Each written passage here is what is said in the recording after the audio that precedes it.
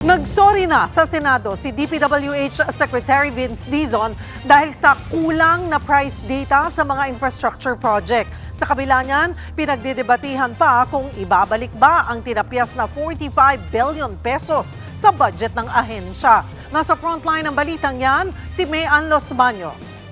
Hindi po pwedeng huminto ang trabaho. Ibabalik ba o hindi ang 45 billion pesos na budget ng Department of Public Works and Highways? Isa yan sa dahilan kaya nagsuspindi kahapon ang Bicameral Conference Committee meeting para sa 2026 national budget. Hindi kasi nagkasundo ang mga senador at kongresista tungkol dyan.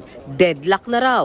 Git ng Senado, walang mali sa computation nila dahil nakabase ito sa mismong price data na galing sa DPWH. Kanina, nagsorry na ang DPWH. Sila raw ang nagkamali.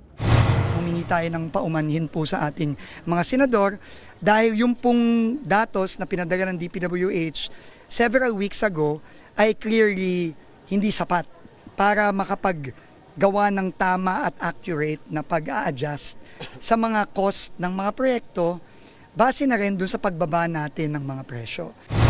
Nagsumiti na raw ang DPWH sa Senado ng mas detalyadong datos para makwenta kung magkano talaga ang dapat ibawas sa mga proyekto. Importante yon para masigurado lang na walang mga project o minimal ang mga project na magiging unimplementable.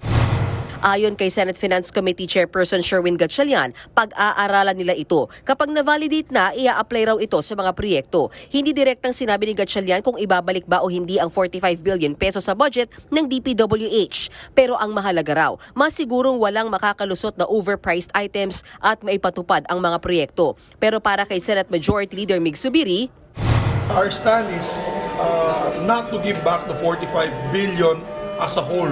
Hindi po pwede across the board ibalik lang yan. samantala ang Malacanang naman, sang-ayon na ibalik ang pondo sa DPWH. Kailangan daw yan para makumpleto ang halos 10,000 proyekto ng ahensya. Nagbabalita mula sa Frontline, Mayan Los Baños, News 5. Mga kapatid, Cheryl Hosing po. Maging maalam at may pakialam sa mga napapanahong issue at headlines. Mag-follow at mag-subscribe na sa social media pages ng News 5.